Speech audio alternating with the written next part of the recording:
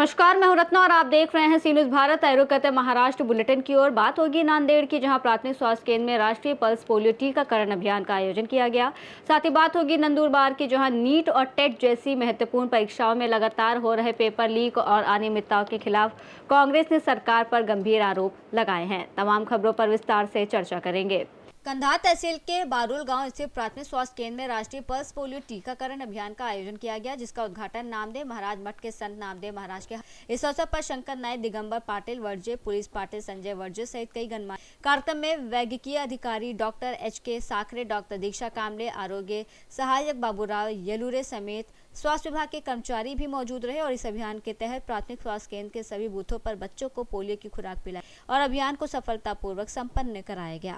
Sir, Barul प्राथमिक आरोग्य केंद्राच्या माध्यमातून आज प्लस मोहीम आपण राबवल्या जात आहे, त्याच्याबद्दल आपली काय प्रतिक्रिया आहे? सर, महाराष्ट्र शासनाच्या उपक्रमानुसार जी पल्स पोलिओ राष्ट्रीय पल्स पोलिओ लसीकरण मोहीम सार्वत्रिक मोहीम ही पूर्ण राज्यामध्ये आज प्रत्येक 5 वर्षाच्या आतल्या बाळाला पोलिओची लस देऊन साजरी करण्यात येत आहे। आजची ही मोहीम जिल्हा आरोग्य अधिकारी आमचे डॉक्टर संतोष सूर्यवंशी सर, माता बाल संगोपन अधिकारी नवले सर, तालुका आरोग्य अधिकारी डॉक्टर रमेश गवाले सर यांच्या सूचनेनुसार, मार्गदर्शनानुसार प्राथमिक आरोग्य केंद्राचे वैद्यकीय अधिकारी डॉक्टर HK साखरे सर यांच्या मार्गदर्शनामध्ये ही मोहीम चालू आहे। तर या मोहिमेमध्ये आमच्याकडे एकूण 4361 पात्र लाभार्थी असून त्या लाभार्थ्यांना प्रत्येक लाभार्थ्यांना लस मिळण्यासाठी म्हणून 36 बूथची व्यवस्था केलेली आहे आणि 2 ट्रान्झिट टीम जे की बस स्टँडवर आहेत आणि 2 मोबाईल टीम द्वारे आम्ही सर्व लस लाभार्थ्यांना कव्हर करण्याचा प्रयत्न करत आहोत। आतापर्यंत आमचं काम 40 ते 50% झालेलं आहे। सकाळी तेव्हा सर्व लाभार्थ्यांना एकही लाभार्थी वंचित राहू नये असा आमचा प्रयत्न आहे। या मोहिमेला सकाळी किती वाजता सुरू झालेलं आहे, रात्री किती वाजेपर्यंत चालणार आहे? आज सकाळी 8 वाजता सुरुवात झाली, पण सुरुवात 8 वाजता करेक्ट करायची असल्यामुळे आमचे सर्व कर्मचारी 7:30 वाजता बूथवर तयार झालेले आहेत। तेव्हा सकाळी 8 पासून ते सायंकाळी 5 वाजेपर्यंत आम्ही ही लस देणार आहोत। तर कोणकोणत्या गावामध्ये मोहीम चालूच आहे आपल्या प्राथमिक आरोग्य केंद्राच्या माध्यमातून?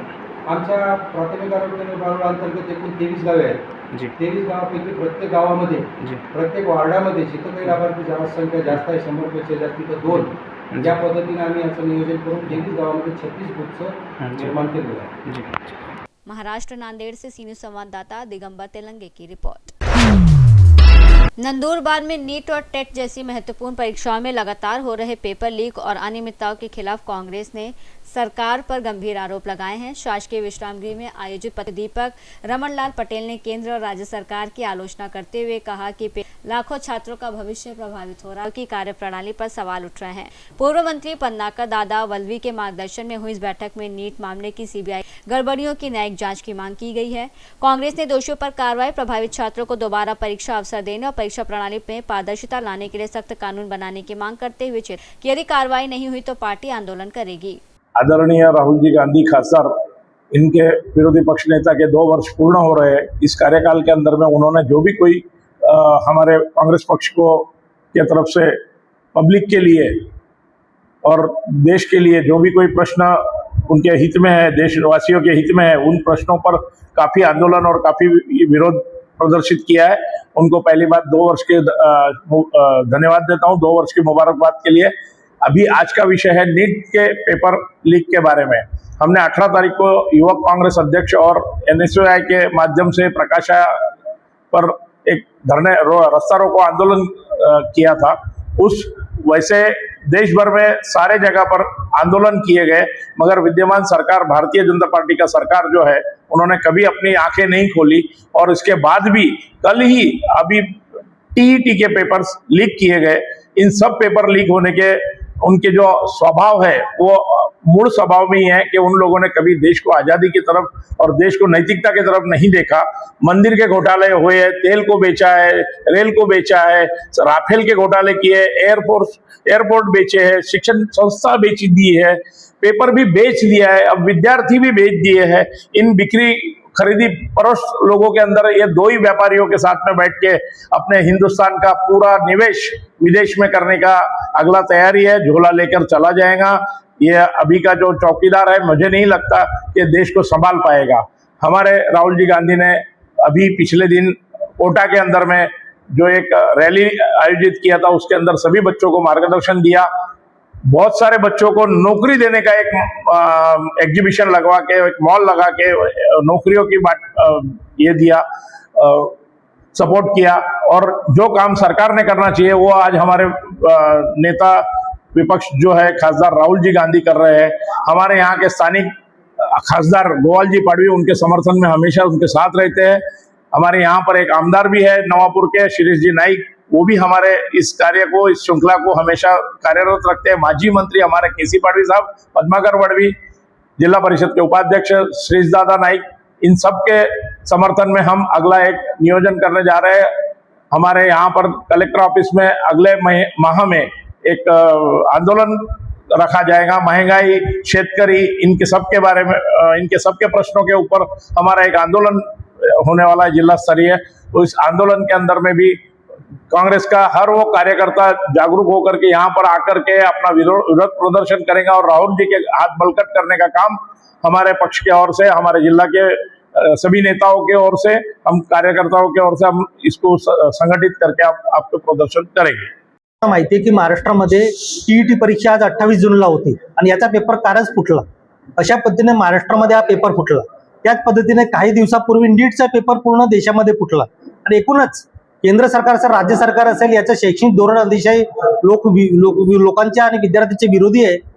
कारण ज्यावेळेस नीटचे पेपर या अगोदर फुटलेत, एमपीएससी पेपर फुटलेत, तलाठी परीक्षेचे पेपर फुटलेत, जे सरकारला माहित असून सुद्धा त्या ठिकाणी सातत्याने पेपर फुटत आहेत। याच्यावर लोकांची आंदोलनं चालू आहे। याच्यावर देशातले नेते बोलतायत, आमचे नेते राहुलजी गांधी संसदेमध्ये बोलतायत की अशा पद्धतीने परीक्षा पद्धतीचे जे चुका आहेत हे केंद्र राज्य सरकारने दुरुस्त केल्या पाहिजेत, हे होत नाहीये।